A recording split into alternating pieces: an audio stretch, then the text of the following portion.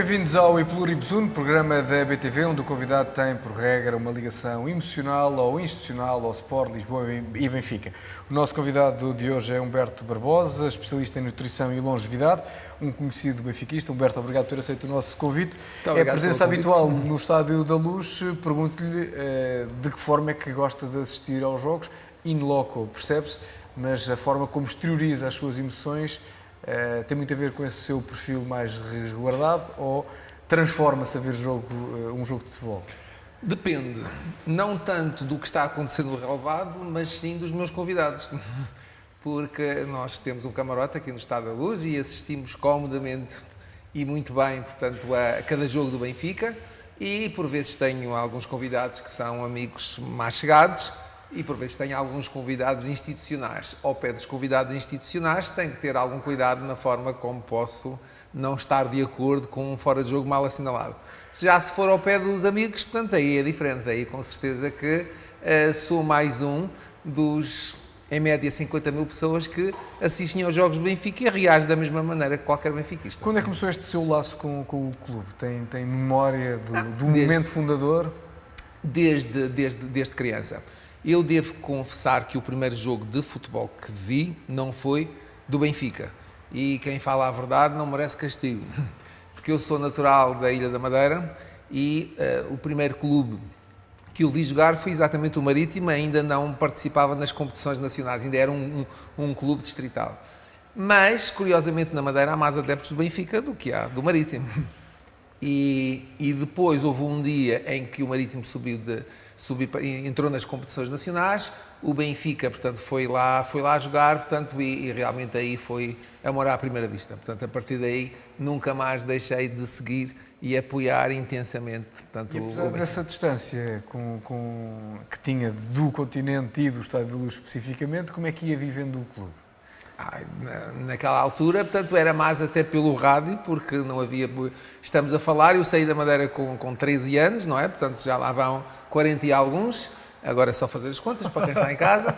E, portanto, nessa altura, os jogos ainda não eram transmitidos na televisão, portanto, era o rádiozinho encostado, portanto, ali a ouvir, e a ouvir o relato ali com muita intensidade, portanto, e com muita paixão. O que é que lhe encanta mais no futebol? Sendo uma presença tão assídua no Estádio da Luz, além, obviamente, de cumprir esse requisito do benfiquista, que é assistir ao desempenho desportivo de uma equipa, há algo no futebol que há de me encantar de forma muito específica? Olha, é a forma mais rápida de incendiar uma paixão, por exemplo. Não estou a ver outra forma, portanto, a não ser assim um encontro romântico, portanto, com a nossa cara metade, depois de não a vermos durante um ano. Não é o meu caso, porque a minha vejo-a todos os dias.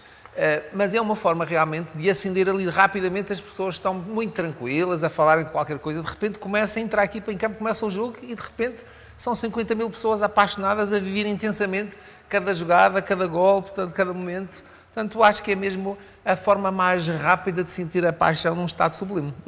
Esta sua partilha do sentimento de benfiquismo teve alguma influência do pai, de alguém mais velho, ainda na Madeira, ou nem por isso? Sim, o meu pai era do Benfica e os meus irmãos, o meu irmão mais velho também, portanto, todos na família, portanto, eram benfiquistas. Mas não tinha hipótese, Humberto não tinha hipótese de escapar, digamos.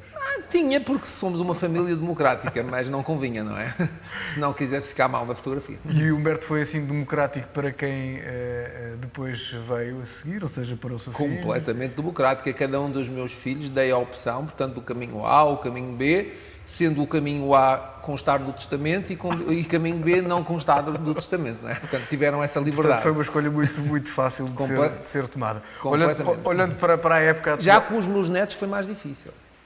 Foi mais ditador? Foi mais difícil, porque os netos, portanto, têm também pais próprios, não é? E então, infelizmente, não é? Exatamente. E então há sempre a possibilidade de um genro ou uma nora não serem do nosso clube, o que aconteceu no caso do meu filho e da minha filha e do meu filho. Os respectivos serem de outros clubes. No caso da minha filha, o genro era do Benfica, mas a minha própria filha, portanto, gostava mais de outro clube. Já o meu filho é casado com uma sportinguista e os meus netos, quando nasceram, portanto, foram muito puxados também para serem de outro clube. Mas isso resolveu-se rapidamente, porque um dia chamei-os a todos e a televisão nestas coisas, portanto, há programas muito educativos como o National Geographic E então a forma mais simples foi mostrar um documentário, portanto, de um leão a comer assim um animal pequenino, portanto, muito inofensivo. E eu expliquei que é isso que os leões fazem, portanto, comem os animais mais pequenos, e depois mostrei um vídeo da Águia Vitória, portanto, a voar e a pousar calmamente ali no estádio. Eles perceberam a diferença, portanto, entre ser do Benfica e do Havia ainda o Sporting. recurso de ameaçar com os presentes no Natal, mas não foi pelos preciso. vistos não foi necessário. Não foi preciso. Olhando para a época que o Benfica está a fazer, qual é a leitura que o Humberto faz deste desempenho numa época que teve as mudanças que todos sabemos? Curiosamente, num programa aqui há muitos meses atrás, quando os benfiquistas estavam todos muito nervosos porque o Benfica estava a 8 pontos de distância, se for ver as imagens, portanto, alguém veio cá nesse dia, portanto, e disse no seu programa que o primeiro milha para os Pardais, portanto, e que estivessem muito tranquilos, que já no início do ano íamos estar em primeiro, portanto, e as minhas previsões não falharam. Porque o Rui Vitória, portanto, é um corredor de fundo, portanto, é um grande treinador, portanto, não entra naquelas corridas de 100 metros, portanto, é um corredor de fundo e realmente deixou primeiro que os outros clubes fossem cansando, não tanto pelo esforço dentro de campo, mas muito pelo aquilo que também dizem fora de campo, que também desgasta, faz gastar muitas energias, as euforias desenfreadas que muitas vezes os nossos adversários, portanto, fazem também cansar. E nós, que não somos dessas andanças, somos mais tranquilos, vamos deixando, portanto, as coisas andarem e realmente estamos em primeiro, porque somos os melhores, temos jogado melhor, sem ajudas de ninguém, a não ser de 50 mil benfiquistas que apoiam em cada jogo, portanto, pelo menos aqui no estádio, os nossos jogadores. Internamente, o Benfica está na frente do campeonato, está também nas meias finais da Taça da Liga. Nas competições europeias, quartos de final da Liga dos Campeões, o que é que acha que o Benfica pode fazer nesta prova tão emblemática do futebol mundial, europeu especificamente? Haverá com certeza uma componente de sorte, a bola que bate na barra e que não entra, enfim. Mas se o Benfica jogar muito bem, for igual a si próprio, acreditar nas suas capacidades, como o tem feito em todos os jogos, portanto, praticamente de há uns meses esta parte, só temos que apanhar um dos grandes da Europa, não é num dia mau, é num dia... Um Benfica muito bom pode ganhar a um grande da Europa que nesse dia tenha sido apenas bom. Portanto, é só isso que é preciso para passarmos mais uma ou duas fases. No que diz respeito às opções que o treinador tem tomado de apostar em jovens talentos, o Humberto, quando está na bancada ou quando na televisão vê o Benfica a jogar fora, qual é o seu estado de espírito quando vê os desempenhos que os jovens jogadores têm tido? Olha, essa cultura, portanto, da vitória e da experiência só se consegue realmente quando um grande clube tem todas as infraestruturas para isso. E há muito trabalho feito, portanto, fora de campo, não é dentro de campo só, com a bola nos pés, que se prepara, portanto, um jogador daqueles para estar num desafio e sair dele brilhantemente, como aconteceu, portanto, já contra o Sporting e agora contra o Zenit. Há um trabalho de bastidores, com certeza, portanto, que o Benfica tem uma boa equipa que sabe tirar partido, sabe motivar e fazer acreditar os jogadores nas suas reais capacidades. E quando as pessoas têm amor ao clube, porque isso também é muito importante, há profissionais e profissionais. Um profissional de futebol pode apenas passar por um clube, ser um bom profissional, cumprir com tudo isso e a mais não é obrigado. Agora, quando existe uma empatia e uma paixão, os jogadores que vêm, mesmo estrangeiros que vêm para Portugal, ficam apaixonados pelo Benfica, pela mística do Benfica, pelos adeptos do Benfica e depois dão absolutamente tudo em campo. E quando assim acontece, portanto, a idade não conta para nada, portanto, a não ser para, neste caso, a favor, porque tem mais vitalidade do que um jogador com mais 10 anos. Para si, enquanto adepto e sócio, agrada-lhe, obviamente, ver jovens que estão há 8, 10 anos no clube a terem agora a oportunidade de chegar à equipa principal e a terem o rendimento desportivo que têm tido. Eu nem consigo ver as coisas de uma outra forma. Acho que um clube de futebol deve funcionar exatamente dessa maneira. Quando as escolas do Benfica têm a qualidade que têm, já ganharam os prémios que têm e já foram apontados exatamente até como um exemplo a nível mundial, há que tirar partido disso e, em primeiro lugar, há que privilegiar, portanto, os jogadores, portanto, das escolas do Benfica e das camadas mais jovens. Isso no passado não era feito, portanto, os adeptos não percebiam porquê. Felizmente que agora, portanto, com esta nova mudança, portanto, na estrutura do Benfica, está a ser feito, não de uma maneira, portanto, irrefletida, mas com muita consciência, portanto, lentamente, para também não queimar os jogadores, portanto, e tem sido um sucesso e eu, como adepto, com certeza que espelho a voz dos outros 499 mil que veem os jogos, portanto, e que estão contentes com as opções, quer do treinador, quer do presidente, portanto, e da Tendo o Humberto uma atividade profissional tão ligada àquilo que é o funcionamento do corpo, pergunto-lhe, em termos de desgaste, coloca-se sempre, nomeadamente pela imprensa, esta questão de equipas estarem em várias frentes e, portanto, haver uma eventual sobrecarga de jogos. O Rui Vitória tem sublinhado muito a importância da questão psicológica na capacidade do metabolismo responder às exigências físicas. Qual é a sua leitura em relação a essa posição? Temos que perceber que na Europa, por exemplo, os jogadores, portanto, não são oriundos de planetas diferentes. Podem ser oriundos de países diferentes, mas não de planetas diferentes. São todos do mesmo planeta. Apesar de haver um ou outro que às vezes parece que é de outro planeta. Mas, por que razão em Inglaterra, por exemplo, portanto, não é só quando se está em várias frentes, portanto, todas as semanas há uma média de 2 jogos por semana, e os jogadores, portanto, para eles, jogam com a mesma naturalidade com que nós aqui em Portugal jogamos uma vez por semana. Porquê que isso acontece? Não é porque tenham uma preparação física diferente, portanto, não é porque tomem suplementos diferentes, é apenas porque estão motivados para isso e veem isso com a maior das naturalidades. E isso foi uma grande mais-valia que o Rui Vitória conseguiu transmitir, portanto, aos jogadores, portanto, e aos jornalistas e aos adeptos em geral, percebendo que jogar 2 vezes por semana não é nenhuma façanha, porque antigamente jogar 2 vezes por semana parecia que era uma grande façanha. Um feito, não é? Era um feito. Não é um feito. Portanto, é algo perfeitamente normal que os jogadores fisicamente têm toda a capacidade de o fazerem, depois precisam é da motivação psicológica. E é essa parte dessa componente motivacional que está muito diferente para melhor, portanto, dentro do Benfica. Não é que o Benfica possa ter um melhor preparador físico, portanto, não é que os jogadores possam estar mais bem preparados fisicamente, porque acredito que no passado também estavam. É esta componente da motivação, portanto, que parece-me que está bastante diferente para melhor. Isso tem muito a ver com a interação entre atleta e treinador ou equipa técnica? Absolutamente. Acho que a equipa técnica tem conseguido, e neste caso estamos a falar no Rui Vitória, mas ele próprio nos seus discursos não gosta de falar no singular, e gosta de falar no plural, e gosta de dividir o mérito que maioritariamente acredito que até possa ser seu, mas gosta sempre de dividir com toda a sua equipa e toda a sua estrutura, e isso só lhe fica bem. É uma mudança grande para um passado recente, onde as coisas funcionavam exatamente ao contrário. As comunicações eram mais na base do eu, agora felizmente é na base do nós, porque é assim que deve acontecer, mas estas estruturas tem que haver realmente uma grande empatia, portanto, entre jogadores e treinador, para as coisas poderem ser mais bem absorvidas.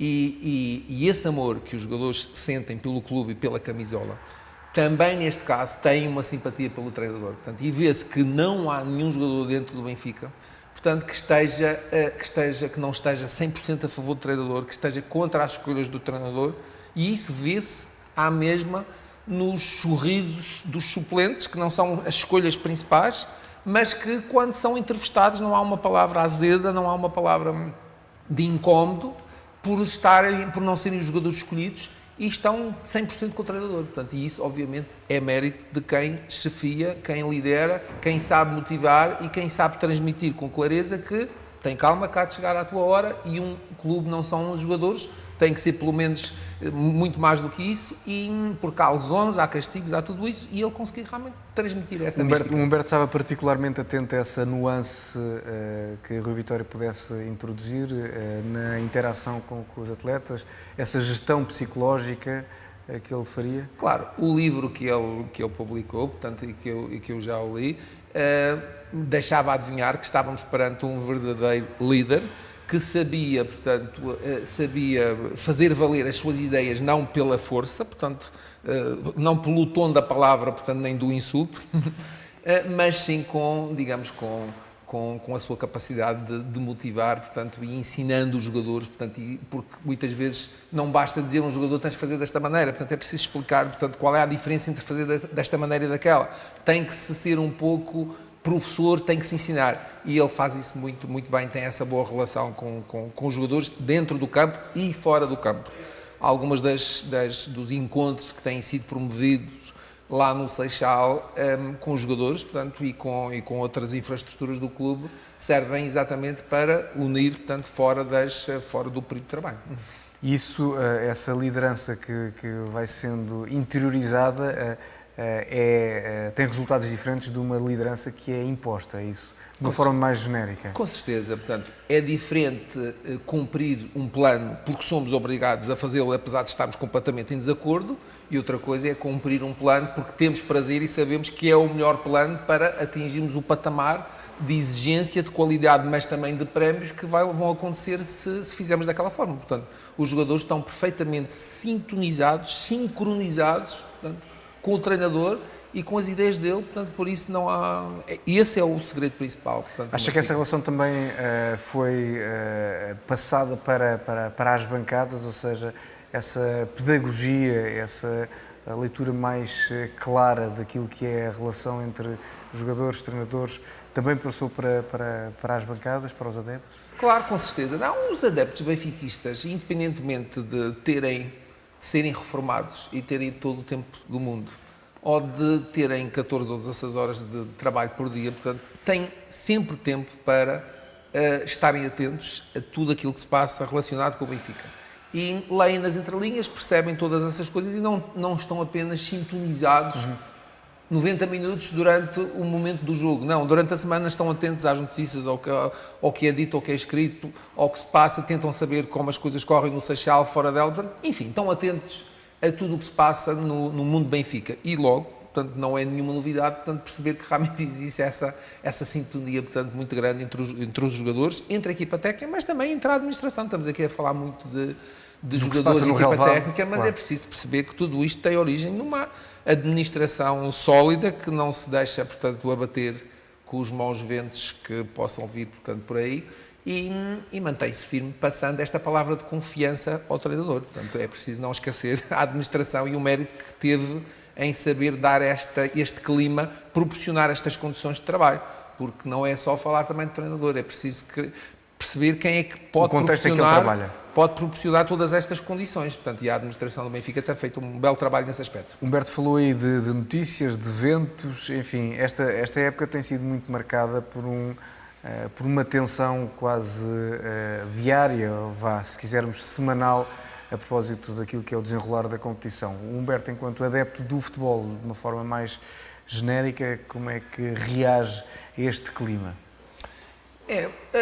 Por vezes, a maior parte das vezes de uma forma divertida, outras vezes também triste, mas 80% mais divertido, porque têm existido tantas situações caricatas, portanto, que realmente têm que nos fazer sorrir, portanto, porque a caricatura bem feita também nos faz sorrir.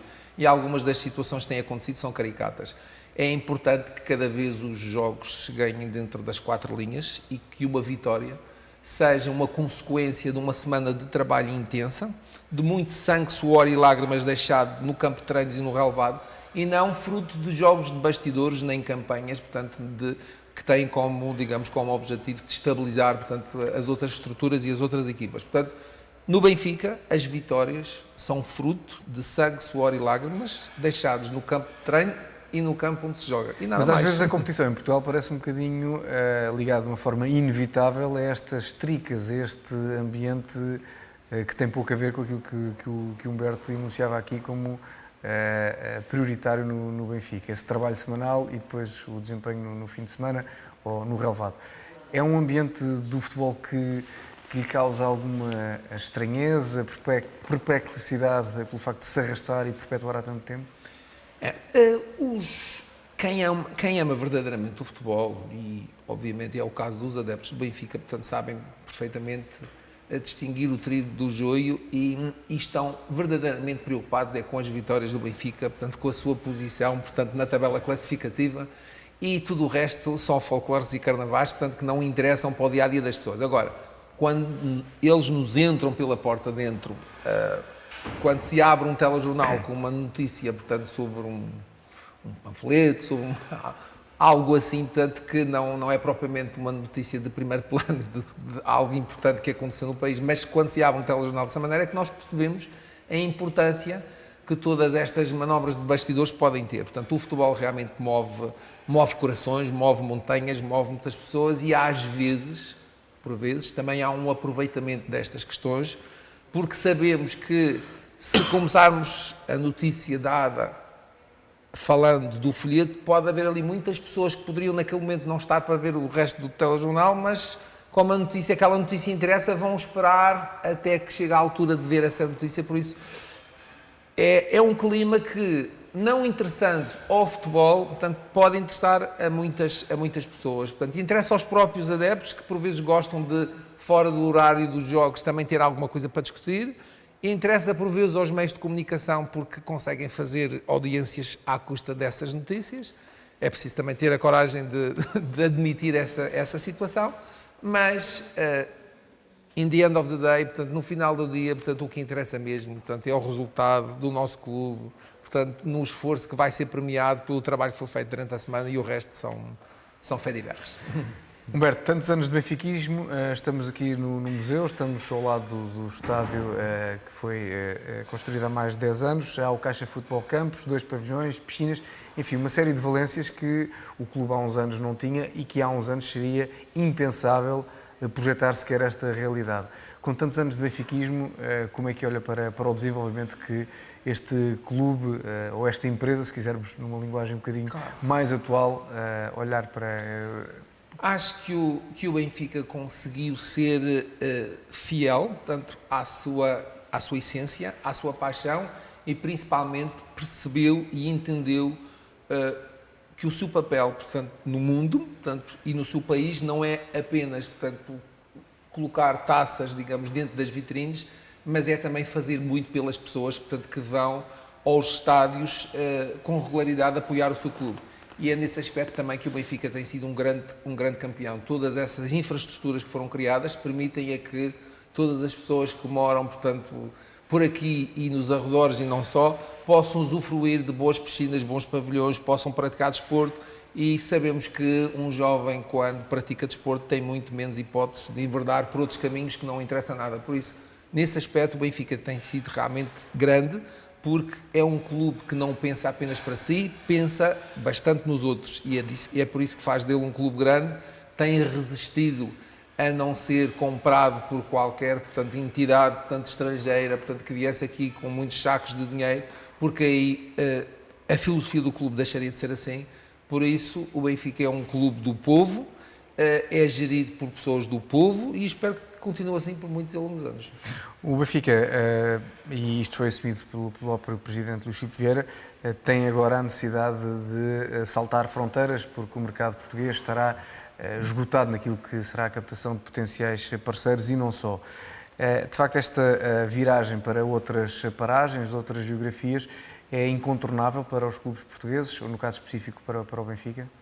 Qual é a sua leitura, também como, não só homem ligado ao desporto, mas ao desporto no sentido da prática desportiva, mas também como empresário? Exatamente. Com certeza que quanto mais capacidade financeira um clube tiver, mais pode cumprir o seu papel na sociedade, e também melhores jogadores pode contratar e mais alegrias pode dar aos seus adeptos.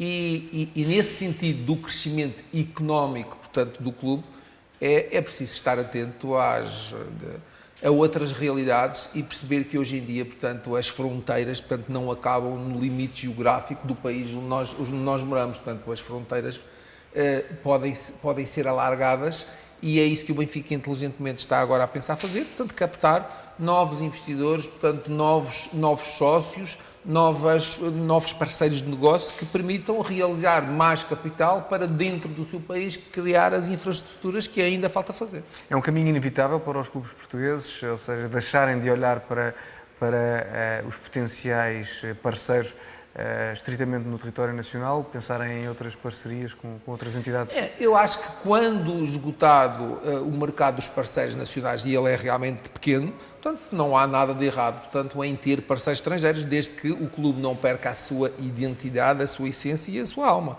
E nisso tenho a certeza que a administração do Benfica estará sempre atenta para nunca deixar isso acontecer. A maior profissionalização dos clubes de futebol, com a dimensão, por exemplo, do Benfica, acha que pode levar ao desaparecimento ou ao esbatimento daquela ideia de clube, de entidade associativa em que os sócios vêm para confraternizar um pouco, falar do clube.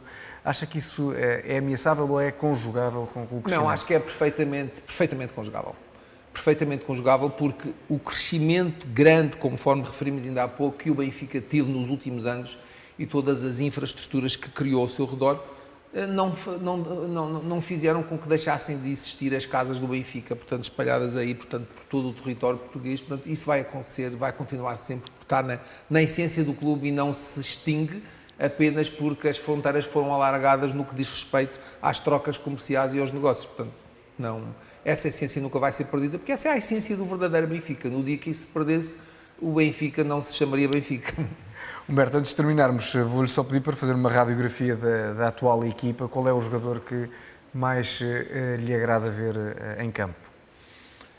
Eu não gosta de particularizar? Não gosto de particularizar, porque o Benfica funciona bem, porque funciona exatamente como uma equipa, portanto, e a vedeta é a própria equipa. Portanto, uma das primeiras causas e razões que leva muitas vezes uma grande equipa com grandes uma equipa com grandes jogadores a não ter bons resultados desportivos é exatamente com essa personalização e evidenciação e individualização que cada jogador quer ter, achando que é melhor do que os outros. Por isso, nós, adeptos benfiquistas, não devemos contribuir para que no nosso clube existam vedetas que se achem melhores jogadores do que os outros, porque são os amados e os escolhidos dos adeptos. Mas é uma tendência do futebol atual. É uma tendência, atual, mas eu sou sempre adepto de, portanto, o melhor jogador do Benfica, portanto, é a sua equipa. Ou então, se quiser, vamos puxar a brasa à nossa sardinha e vamos dizer que o melhor jogador do Benfica é o 12º jogador, é aquele que está lá a apoiar nas bancadas no qual eu me incluo. Humberto, ficamos com essa sua leitura nesta primeira parte. Saímos então para um curto intervalo. Voltamos já daqui a pouco com Humberto Barbosa. Até já.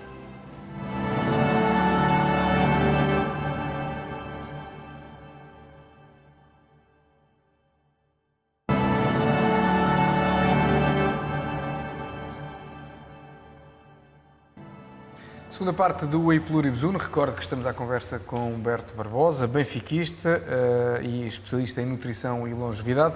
Humberto, esta ideia de poder prolongar ao máximo, ou o máximo entre aspas, como é óbvio, a qualidade de vida, obedece a que tipo de comportamentos?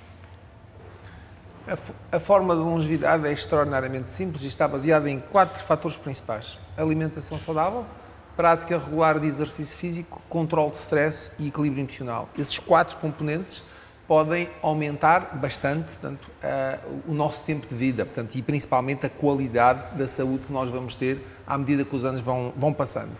As boas notícias é que esses 4 fatores dependem essencialmente de nós, não dependem de terceiros nem de fatores externos, portanto, porque ter uma alimentação saudável, praticar exercício físico com regularidade, controlar o nosso stress, não é deixar de o ter, é controlar o nosso stress, e termos equilíbrio emocional depende essencialmente de nós, dos nossos comportamentos e das nossas escolhas. Ainda que as 2 primeiras variáveis pareçam de controle mais fácil, ou seja, ter uma alimentação saudável, enfim, já é muita informação sobre que tipo de escolhas podem ser feitas. A prática de exercício físico será uma decisão mais ou menos consciente, enfim, basta inscrever-se no ginásio ou tomar a decisão de correr, por exemplo. Claro. Já controlar o stress e controlar depois a última variável, enfim, parece uma questão um bocadinho mais subjetiva e difícil de ser. O stress não é? Todos nós falamos do stress, mas afinal o que é o stress? O stress é uma reação psicofisiológica que acontece no nosso organismo quando nós somos confrontados com uma situação para a qual nos sentimos impotentes de a resolver. E, por exemplo, penalti marcado contra nós, esta época ainda não aconteceu, porque os nossos defesas, portanto, têm feito ali um bom papel e têm cortado as bolas, portanto, como deve ser, mas uma questão de injustiça pode ser, por exemplo, estamos a ir para o aeroporto, temos um avião, portanto, para apanhar, portanto, houve um acidente e nós sabemos que vamos perder aquele avião. Há uma alteração naquele momento na produção de algumas hormonas importantes que vão desencadear alguns sintomas. Quais são os sintomas de situações de stress com regularidade que provocam alterações hormonais com regularidade? Dores de cabeça, má qualidade do sono e uma que é muito fácil de identificar, que é começarmos a gritar com aqueles de quem mais gostamos. Portanto, estamos com stress. Nunca vamos deixar de ter situações de stress na nossa vida. Mas podemos, através de uma terapia comportamental, reeducar as nossas hormonas para que perante uma situação de stress não haja qualquer alteração hormonal. Ficamos perturbados, ficamos aborrecidos, mas não há alteração hormonal. Logo, não temos nenhum daqueles sintomas provocados pelo stress. E é preciso ter noção que cerca de 40% das pessoas que morrem antes dos 50 anos morrem por problemas causados direta ou indiretamente pelo stress. Portanto, o stress mata. Portanto, se nós não soubermos lidar com ele, mas, uma vez mais, depende de nós, porque se aprendermos essas técnicas de reeducação comportamental, perante uma situação de stress, não há qualquer alteração hormonal. Portanto, mas não está a falar daquela técnica que é muito caricaturada nos filmes de contar até 10, por exemplo, não é? Não, nada disso, não. Existem, por exemplo, existem algumas técnicas de relaxamento que são feitas não na altura em que nós estamos numa situação de stress, mas sim em nossa casa, calmamente, e ao aprendermos essas técnicas de relaxamento, a única coisa que acontece é realmente não haver alterações hormonais, portanto, quando nomeadamente, a produção de serotonina que pode ser alterada numa situação, portanto, de stress. E não só, endorfinas podem ser alteradas, serotonina, e quando há uma má produção dessas duas hormonas, nós vamos com certeza ter alguns problemas de saúde. Agora, nós podemos, em casa, pacificamente, porque fomos a uma consulta e alguém nos ensinou uns exercícios que nós fazemos, que quando há um contratempo, não há alterações de nenhuma das hormonas, nem a serotonina, nem a hormona, não há, as nossas hormonas ficam perfeitamente relaxadas e descansadas sem haver qualquer alteração. Isto não significa que as pessoas não deixem de se preocupar e ter, obviamente, momentos de tensão, significa que a reação, enfim, interna é diferente e o impacto que tem depois no metabolismo é diferente, é isso? Claro. A nossa preocupação será a mesma, agora o nosso desequilíbrio hormonal é que não acontece. Portanto. Em relação à alimentação, hoje em dia há cada vez mais informação sobre as escolhas que devem ser tomadas para, de facto, poder ter maior qualidade de vida, uma maior longevidade. Em Portugal, qual é a avaliação que Humberto faz daquilo que são os hábitos alimentares dos portugueses? Já há opções que são tomadas de forma correta, cada vez de uma forma mais maciça? A informação, hoje em dia, a informação chega até nós das mais variadas maneiras, através de uma... Nem toda é credível, como é óbvio. Claro. Através de uma página de Facebook, através de um artigo escrito numa revista ou num jornal por um especialista, mas há coisas que, como disse, nem tudo é credível, mas o nosso bom senso deve imperar na leitura, portanto, de um qualquer artigo. E a fonte também é importante perceber, porque dir-nos-á muito sobre a veracidade, portanto, da informação. Agora, as regras de uma alimentação saudável são universais e são de bom senso. Portanto, qualquer pessoa, eu diria até mais, são de senso comum, que é mais abrangente que o bom senso. Há mais pessoas com senso comum do que com bom senso. Por isso, diria mesmo que até é de senso comum. Quais são as regras de uma alimentação saudável? Em primeiro lugar, é preciso perceber que nós somos aquilo que comemos. É uma frase que está gasta de tantas vezes ser dita, mas a cada dia que passa é mais verdadeira. Há uma relação muito direta entre a nossa saúde e a nossa alimentação. E a saúde que nós vamos ter daqui a 10 anos depende daquilo que nós comemos hoje. Aliás, eu considero mesmo que esse é o maior defeito de fabrico que quem quer que nos inventou teve. Foi não ter conseguido que as asneiras que nós fazemos hoje sentíssemos as consequências no dia seguinte. Se nós hoje comêssemos algo errado, imediata, não é? No dia seguinte tínhamos a consequência, depois da manhã o erro não era repetido. Agora, nós cometemos uma asneira hoje e o erro aparece, portanto, daqui a 5 anos, daqui a 10 anos. E quando aparece, nós não associamos a causa e efeito. Agora, o aspecto e a saúde que vamos ter daqui a 10 anos, construímos hoje. E isso é importante explicar numa consulta de nutrição. Que não, aqui trata-se também de uma corrida, portanto, de longo prazo, não são corridas de 100 metros. Quais são os principais erros alimentares que os portugueses cometem? Excesso de gordura e excesso de açúcar, e excesso de álcool e excesso de sal. Portanto, são os quatro erros principais.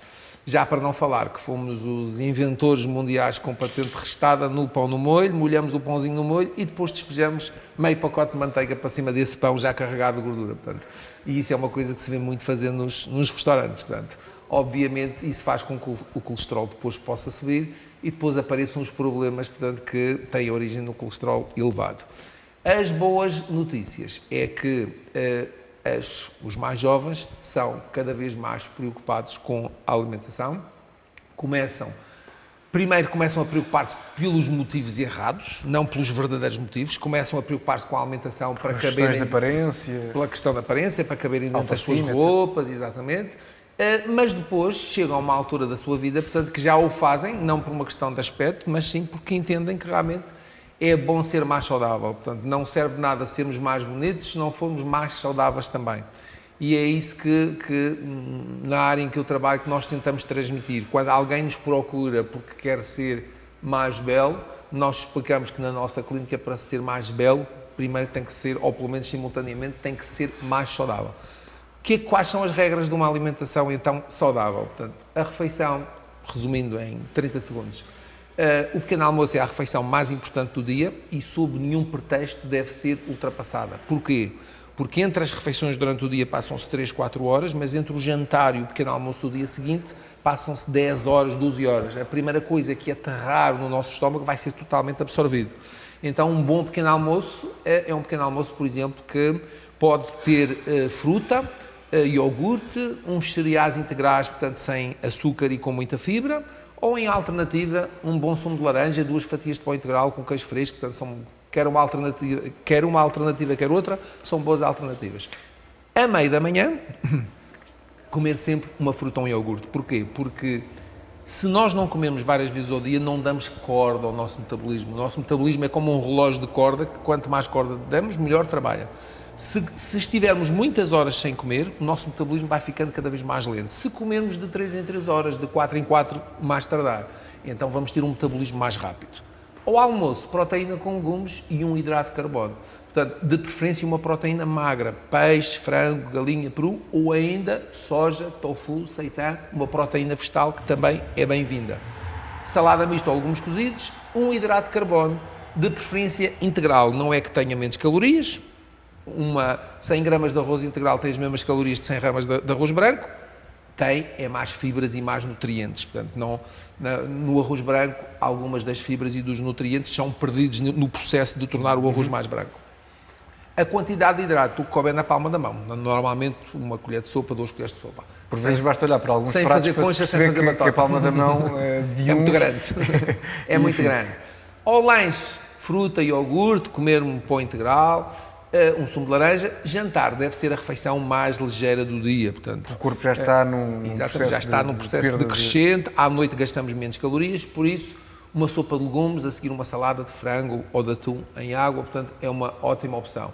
Portanto, de uma forma geral, pequeno almoço de rei, almoço de príncipe, jantar de pobre, sabedoria popular não pode estar mais certa. Como é que isso se conjuga com o ritmo de vida que as pessoas têm hoje em dia? Porque muitas vezes, por exemplo, o pequeno almoço, sendo a refeição tão importante, necessita de mais tempo para ser preparado, conjugar isto com a vida familiar, com quem tem filhos, enfim, aquela correria que tantas vezes é retratada nos filmes de manhã para sair de casa. Como é que isto deve ser alterado nos comportamentos? Isso depende muito do ponto de vista e da forma como nós contamos, portanto, essa história. Porque, do ponto de vista do utilizador que gosta de entrar, por exemplo, numa pastelaria para comer comer um bolo logo de manhã, um croissant, portanto, misto, ou com doce, portanto, em vez de tomar o seu pequeno almoço em casa, ele vai certamente utilizar esse argumento que demora muito mais tempo, mas é falso, é completamente falso. Preparar. Portanto, primeira regra, Humberto, e peço desculpa por interromper, não há nada como comer em casa. Muito mais saudável. Que me perdoem, os donos das pastelarias têm o resto do dia para poderem também fazer os seus, ou então que tenham pequenos almoços saudáveis, como tantas pastelarias já os têm. Tenho muitos clientes que são donos de pastelarias, portanto, se não dissesse isso, amanhã estava convém fazer esse parênteses, não é? Claro, e alguns deles até depois de terem tornado nossos clientes, até alteraram o menu, portanto, e passaram a ter alguns pequenos almoços saudáveis, o que para mim foi muito bom, porque cumpri com a minha função e obrigação. Agora, um pequeno almoço saudável preparada em casa, portanto, comer uma taça de fruta com iogurte, portanto, a fruta já está cortada de véspera dentro de um tupperware. Portanto, o iogurte é só despejar para cima da taça. Portanto, juntar uma colher de sopa de cereais com fibra, quer dizer, não há nada mais rápido. Portanto, só ir pagar, não é comer, ir pagar o pequeno almoço numa pastelaria demora muito mais tempo do que preparar e comer o pequeno almoço em nossa casa. Portanto, essa é uma questão falsa. O que acontece muitas vezes é que as pessoas não gostam de comer tão cedo em casa e preferem ir à pastelaria, estar ali, olhar para a esquerda, para a direita, ver este, ver aquele. Portanto, mas isso não é, obviamente, é uma falsa desculpa. É preciso assumir que se as pessoas gostam de tomar o pequeno almoço fora, não é por uma questão de tempo. Demora menos tempo a tomar o pequeno almoço em casa. Eu tomo o meu pequeno almoço em casa todos os dias e não demora tempo nenhum a preparar. Aquela imagem do pequeno almoço com ovos, com pão... No meu caso até não demora tempo nenhum, porque é a minha mulher que me o prepara, não é? Há pessoas com sorte. Alberto, diga-me uma coisa, aquela imagem do pequeno almoço com ovos, enfim, bem confeccionado e bem apetrechado na mesa, com pão, com fiambre, enfim. Claro. Isso faz parte da ideia que falava de pequeno almoço de rei ou já é um bocadinho exagerado? Não. Isso, hoje em dia, portanto, os reis, porque têm poder económico para isso, tratam-se com os melhores especialistas, andam sempre à procura dos melhores estudos sobre a longevidade, porque não há nada melhor que ser rei por muitos e longos anos, não é? Por isso, os reis não tomam esse tipo de pequenos almoços, portanto, tomam sim. Portanto, pode haver uma mesa de rei muito bem enfeitada, com flores do ponto de vista de decoração e com muitas frutas, boas frutas exóticas, frescas, acabadas de colher no seu pomar das traseiras, portanto, mas não vem essa história de ovos e bacons e salsichas, já não fazem nada dessas coisas. É um bocadinho, são costumes anglo-saxónicos, digamos. Sim, são costumes anglo-saxónicos e que vêm ainda, portanto, da idade da Revolução Industrial, antes da Revolução Industrial. O que me está a dizer é que não é saudável comer esse tipo de coisas ao pequeno almoço. Não é saudável, portanto, tudo depende. Há duas componentes aqui importantes. Uma é a componente dos nutrientes. Portanto, fruta, cereais integrados e iogurte têm muito mais nutrientes, portanto, do que ovos, salsichas e bacon. Mas também há a componente calórica. Portanto, esse prato tem muito mais calorias, portanto, do que fruta, iogurte e cereais. E hoje em dia as pessoas, salvo raras exceções, salvo aqueles que fazem mesmo disso profissão, como os agricultores, mas hoje em dia as pessoas já não fazem os trabalhos pesados que faziam, claro, por exemplo, no século XIX, no século XVIII, e que exigiam outro tipo de ingestão calórica, portanto, mais cheia, não é? Hoje em dia já não, para o tipo de vida que as pessoas têm, não precisam ter pequenos almoços tão calóricos. Mas mesmo que tivessem essa necessidade, haveria outras alternativas mais nutritivas sem termos que ir para esse tipo de pequeno almoço. Estes princípios são para ser seguidos independentemente da idade, ou seja, mesmo as crianças devem seguir estas linhas mestras, ou não? Os princípios de uma alimentação saudável são absolutamente universais, mas podem e devem ser personalizados de acordo com a sua idade, com o tipo de atividade que a pessoa tem, e principalmente com as suas características intrínsecas e próprias e únicas. É por isso que na minha atividade diária, portanto, aquilo que nós fazemos antes de iniciar qualquer programa, são 2 exames muito importantes. Um é a análise da composição corporal, que nos permite saber se uma pessoa é pesada ou é gorda. Há muitas pessoas que nos procuram porque querem emagrecer e não sabem, e pensam que para emagrecer basta perderem alguns quilos. Portanto, o peso torna-nos pesados, apenas, mais nada. O que nos torna gordos é a quantidade de gordura que nós temos. Quando nós perdemos uns quilos, ficamos mais leves, mas não necessariamente mais magros. Para ficarmos mais magros, temos que perder gordura. Massa gorda, não é? Exatamente. A análise corporal diz-nos, com a colocação de uns elétrodos no pé e na mão, ele mede a resistência e a reatância que o corpo oferece à passagem da corrente e ficamos a saber, nos quilos que uma pessoa tem, quantos desses quilos é que são quilos de gordura, quanto é que pesam os ossos e os músculos, a quantidade de água que o corpo tem, o nosso metabolismo basal, que é o número de calorias que nós gastamos diariamente, e a seguir a esse exame fazemos um check-up ortomolecular, onde a partir de umas gotas de sangue e de umas medições, ficamos a saber se temos falta de vitaminas e de minerais, se temos excesso de metais pesados e de radicais livres, quais são os alimentos que provocam alterações no metabolismo, e aí sim é possível fazer um regime perfeitamente personalizado de acordo com aquelas características próprias que aquela pessoa tem. Qual é a diferença? é a diferença, por exemplo, entre comprar uma roupa feita e fazer um fato por medida. A maior parte das pessoas compram uma roupa feita, que é mais prático. Mas, se nós formos fazer um fato por medida, ele leva em consideração aquela assimetria que nós temos, aquela perna que é ligeiramente mais comprida do que a outra. Portanto, todas as nossas assimetrias são corrigidas naquele fato feito à medida. Uma nutrição desta forma vai de encontro às nossas necessidades. E algo muito importante, todas as pessoas gostam de tomar suplementos. Não há ninguém que à mesa na sua mesa não tenha um suplemento qualquer comprado num qualquer sítio. Esse suplemento pode ter muitas vitaminas, muitos minerais, portanto pode ser riquíssimo, altamente nutritivo. Mas de que serve tomar isso? Se na realidade a pessoa não tiver falta dessas vitaminas todas, nem desses minerais todos, e tiver falta de uma vitamina, se tiver falta de vitamina B6 e de crómio, para que serve estar a tomar aquele complexo que tem tudo, mas em doses muito pequenas? Então é preferível tomar um suplemento, então tomar apenas a vitamina B6 e tomar o crómio. Ou, melhor ainda, ir buscar esses nutrientes através da própria alimentação. Então, neste exame, nós não dizemos apenas o que está em falta, mas também de cada nutriente em falta, apresentamos depois uma informação aonde é que na nossa alimentação diária podemos ir buscar, portanto, esses nutrientes em falta. E através da alimentação... Hoje em dia, os consumidores são bombardeados com informação acerca dos alimentos, ou por causa, enfim, de metais pesados no peixe, ou por causa dos transgénicos. Há uma série também de notícias que geram, na sua opinião, confusão ou não no momento da compra e das escolhas alimentares.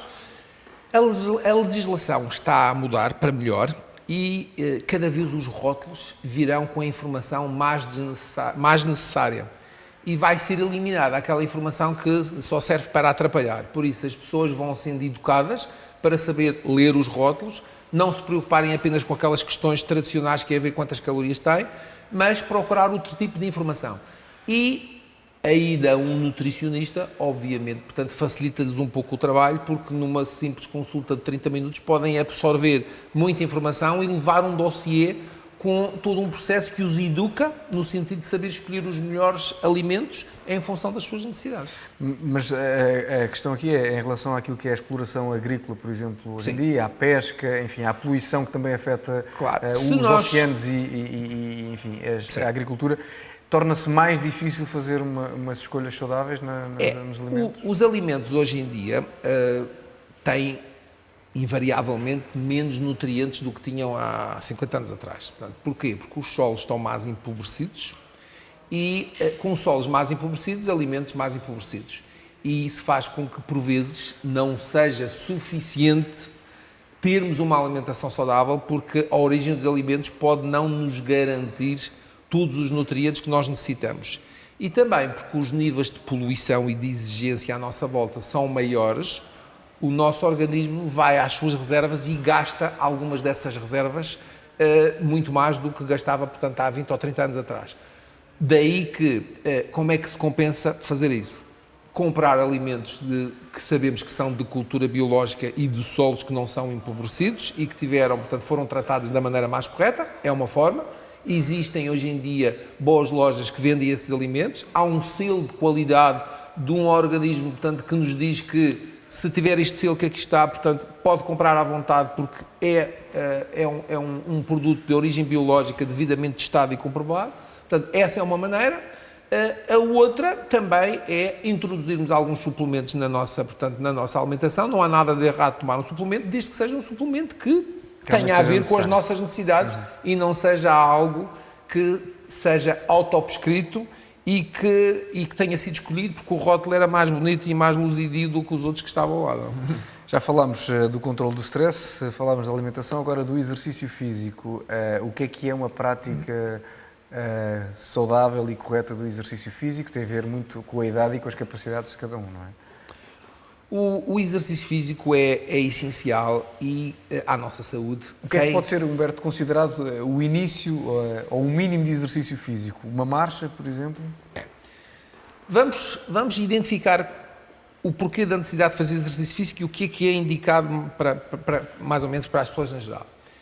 Porquê que devemos fazer exercício físico? Portanto, quem não fizer exercício físico está destinado a ter imensos problemas no futuro. Em primeiro lugar, o nosso coração, portanto, precisa da quantidade de oxigênio de um aporte de oxigênio diário, portanto, que só pode ser transmitido, portanto, se fizermos regularmente exercício físico. Depois, quando se faz exercício físico, não é só aumentarmos a nossa massa muscular, mas é todo um conjunto de circunstâncias que acontece. Por exemplo, não ficarmos com rigidez articular. Muitas pessoas têm lesões a entrar e a sair do carro. Porquê? Porque a rigidez articular é tão grande devido à imobilidade, devido a não fazerem exercício físico, que arranjam lesões complicadas. E outras questões. Muitas vezes há clientes que nos procuram, aqueles que nos procuram só pelas questões de beleza e que perguntam qual é que é o melhor tratamento que podem fazer para não terem rugas, ou pelo menos para elas aparecerem o mais tardiamente possível. E quando vão à espera que eu fale num super creme, que também existe, portanto não estamos a pôr em causa isso, ou de um tratamento fantástico, a primeira coisa que eu digo é tem que beber 2 litros de água por dia, tem que fazer exercício físico. E as pessoas não percebem a relação entre rugas e exercício físico. É muito simples. Quanto menos gordura nós tivermos no organismo e quanto mais oxigênio nós conseguirmos aportar ao nosso rosto, menos rugas, portanto, vamos ter. E mais tardiamente elas vão aparecer. Por isso, as pessoas que fazem exercício físico têm maiores aportes de oxigênio ao seu rosto, não é só ao coração, portanto, é a todo o corpo, a nível do próprio envelhecimento. Quando é que nós notamos, por onde é que nós notamos que envelhecemos? Não é só pelas rugas. O primeiro sintoma de envelhecimento não é a ruga, é a falta de memória. Todos os dias há milhões de células que nascem e que morrem, não há problema de morrer uma célula que nasce outra, exceto os nossos neurónios que quando morrem não se renovam. Portanto, o nosso envelhecimento precoce muitas vezes aparece, é detectado pela falta de memória. Se nós fizermos exercício físico com regularidade, o aporte de oxigênio é maior, portanto há uma maior oxigenação do nosso cérebro, das nossas células, dos nossos neurónios, e temos menos tendência, portanto, a atrasarmos mais esse processo da falta de memória. Por isso, o exercício físico é absolutamente fundamental. E há uma questão, e essa sim é a que leva a que as pessoas façam exercício físico. Portanto, às vezes estas que eu digo não são suficientes, mas há uma que faz com que as pessoas comecem a fazer, que é, nós engordamos, não é porque cada ano comemos mais que no ano anterior. Nós engordamos porque cada ano gastamos menos que no ano anterior. Cada ano o nosso metabolismo se torna mais lento. Vamos acumulando. Se comemos o mesmo e gastamos menos, engordamos. Daí que a única forma de nós podermos ter um peso estável é fazendo exercício físico. Respondendo agora à sua questão, qual é que é o exercício físico? Devemos evitar os extremos. Portanto, e os extremos é pensar que uma simples caminhada serve e conta como exercício físico. Conta como uma atividade de prazer, conta, portanto, como para o nosso equilíbrio emocional ao fim do dia, portanto, estarmos ali a passear, mas não conta como exercício físico. Para contar como exercício físico, temos que andar a um passo apressado, de forma a conseguirmos que a nossa pulsação atinja um determinado nível que faça verdadeiramente trabalhar, portanto, o nosso coração. Por isso, a caminhada, a marcha, é um bom exercício físico. A caminhada de passeio, portanto, não é. Ver uma montra... É um bom exercício de abstração. Exatamente. Devemos também evitar o excesso. O grande problema das pessoas, e por isso é que muitas vezes desistem de fazer o exercício físico, tem a ver com a questão dos excessos. Há pessoas que nunca fizeram o exercício na vida e, de repente, um dia decidem começar a fazê-lo e caem logo no exagero. A aventura começa com uma ida ao centro comercial para comprar o melhor saco, a melhor roupa, os melhores ténis. Chegam ao ginásio e têm o bom senso de ir com um PT, porque há bons profissionais que nos podem orientar, portanto, melhor nessa tarefa, que, olhando para a pessoa, diz, olha, é melhor começar 2 vezes por semana, porque há tantos anos que não faz exercício físico. A pessoa, nada disso, portanto, quer fazer todos os dias, portanto. E quando é prescrita uma aula de 1 hora, a pessoa acha que se fizer 2 vai ter o resultado em metade do tempo. Ao fim do mês, o resultado vai ser completamente contraditório e a pessoa acaba desistindo. Por isso, não devemos nem fazer tão pouco, nem fazer assim tanto. Portanto, podemos começar por fazer uma boa marcha em nossa casa, sempre que exista um elevador, portanto, e que o andar que tenhamos que ir não seja escandalosamente alto, devemos optar a ir sempre pelas escadas, não apenas para descer, mas também para subir, principalmente para subir, porque descer escadas não traz nada de especial ao coração. Subir, sim. Não devemos gastar um quarto de depósito do nosso carro a dar 50 voltas para estacionarmos Mesmo em frente exatamente ao- ao sítio onde queremos ir. Pelo contrário, saímos um bocadinho mais cedo, paramos um bocadinho mais longe e fazemos as nossas caminhadas e começar a fazer exercício físico num ginásio 2 vezes por semana, 3 vezes por semana, 45 minutos, até gradualmente o nosso próprio corpo, pedir mais exercício, pedir aumentar o nível de exigência. Por isso devemos começar por coisas que nós podemos fazer em casa. Na nossa clínica nós temos lá dentro a consulta de fitness. E porquê? Porque é uma consulta que é feita como se fosse uma consulta médica, tem uma secretária, 2 cadeiras, portanto é feita ali. E nós explicamos a quem não tem tempo de ir ao ginásio, nós explicamos um conjunto de exercícios que as pessoas fazem em casa com 4 equipamentos, braços, pernas, chão e sofá. Esses 4 equipamentos, e utilizando o peso do seu próprio corpo como estímulo, podemos fazer os exercícios mais sofisticados. Há equipamentos nos ginásios, sofisticadíssimos, por exemplo, para tratar os tríceps, nós podemos pegar numa máquina sofisticada, estarmos ali sentados numa ótima cadeira e fazemos ali aquele movimento. Mas em casa, se pusermos as mãos no nosso sofá, afastarmos o nosso rabinho e formos lá abaixo ao chão, portanto 20 vezes com o peso do nosso corpo, estamos a trabalhar os tríceps como se estivéssemos a fazer na máquina mais sofisticada. Para cada músculo do nosso corpo, existe um exercício em nossa casa que nós podemos fazer para estimular. Humberto, chegamos ao fim, ficam essas suas dicas para quem nos está a ouvir e poder mudar alguns dos seus comportamentos, assim se espera, para que todos tenham uma vida um pouco mais saudável e mais longa. Agradeço-lhe a presença neste Pluribusuno. Estivemos à conversa Muito obrigado com também pelo Humberto convite. Barbosa, especialista em nutrição e longevidade. O Pluribusuno repete nos horários habituais aqui na BTV.